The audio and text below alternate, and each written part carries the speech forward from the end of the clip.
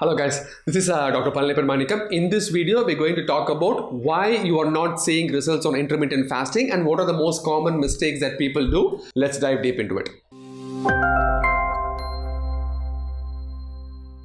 The first mistake is going very aggressive. Before starting intermittent fasting, you need to find out what is your regular eating period. I've seen patients adopting 8-hour eating period and a 16-hour fasting period right away. But when their initial eating period was like 16 hours, it's exactly the opposite. Never start aggressive like this. Start slowly, because what will happen is your body will having some internal changes, and sometimes these changes can manifest as fatigue, lack of sleep, increased water intake, increased amount of urination, and all these will take some time to adapt. Remember, you need to enjoy the process. If you put yourself too much aggressive initially, you might quit the process early. You need to have a mindset that this is a long-term process and this is not a short-term win. This is not a sprint, this is a marathon. So take it very slowly. I still remember when I wanted to become fit, I went to gym and I wanted to lift a 50-kilogram rod as a bench press right away.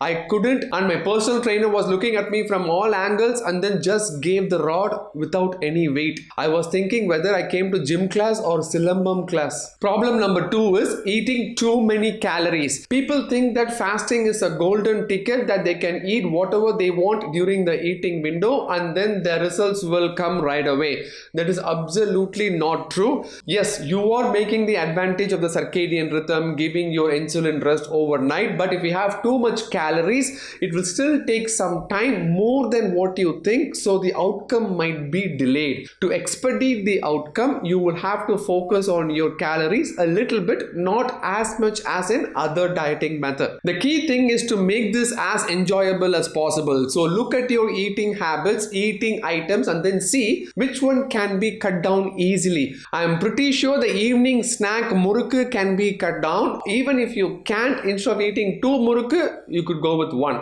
My friend Saravana Kumar was like, hey, this intermittent fasting method will not work, because look at me, I'm not losing weight, while he is eating a heated gulab jamun on a frozen ice cream with chocolate pudding. Third, the biggest mistake is not drinking enough water. When you are following intermittent fasting, the first thing that your body targets is glycogen. Glycogen is the stored form of carbohydrates. Glycogen binds water. Since glycogen is used for energy during fasting, there is nothing to bind water, so you'll excrete water a lot more than usual. That has to be supplemented with adequate hydration, at least 2 to 3 liters of water per day, until the color of your urine becomes white or pale yellow. The next world war is going to be about water, so better use it right at this time before the world goes Mad Max. And number 4, eating snakes more frequently. I mean snacks. In this method of intermittent fasting, it is better to just eat 3 meals during your eating window. For example, when you wake up at 8 a.m. and you break your fast at 8 a.m., your lunch should be around like 1 p.m. and then your dinner should be around like 7 p.m. or 8 p.m. Nothing in between. No idai palagaram, no snakes, no snacks, nothing. Each and every time you have snacks, you are going to stimulate your insulin. Again, the concept of the fasting method is to give insulin rest as much as possible. The biggest struggle in making this mistake is during a marriage. You have breakfast, lunch and dinner, and in between breakfast and lunch there will be another breakfast. Between lunch and dinner there will be something called idai palagaram.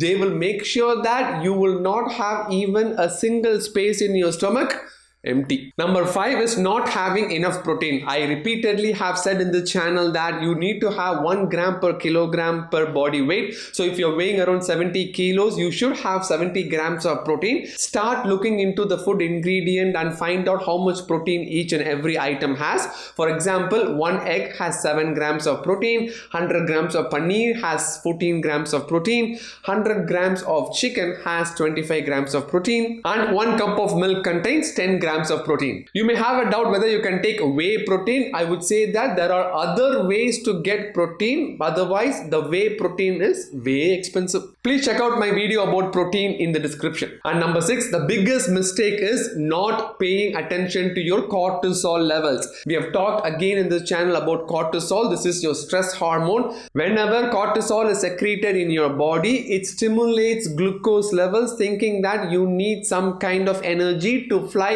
away from or fight away from the stressor. But unfortunately, there is no stressor and the glucose has to be metabolized by insulin. Again, you are putting a stress on the insulin. There are only two non-medication ways to decrease cortisol. One is 7 hours of quality sleep, and number two is doing meditation on a regular basis. Thankfully, Buddha was not born in this generation because there is no tree to meditate under. And even if he meditates inside a cave, there will be vloggers shooting him and creating an Insta reel. The best place to meditate is inside your house, because whenever there is an argument with your spouse, you could say, I am meditating, and then you go inside your room. Please check the detailed video of how to meditate in the description as well. When you start this intermittent fasting process, there are so many internal changes that is happening that you will not be able to realize. Please do not check your weight daily. Let it go. Trust the process. Check the weight after 2 to 3 months. Everything will fall in place. Your blood pressure will come down. Your glucose levels will come down. Your cholesterol levels will come down. You will sleep better. Your energy will be more. At one point of time, you will make sure that this is your fixed eating window that you are very, very comfortable with.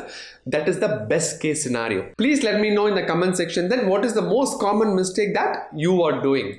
I'll see you in the next video. Bye-bye.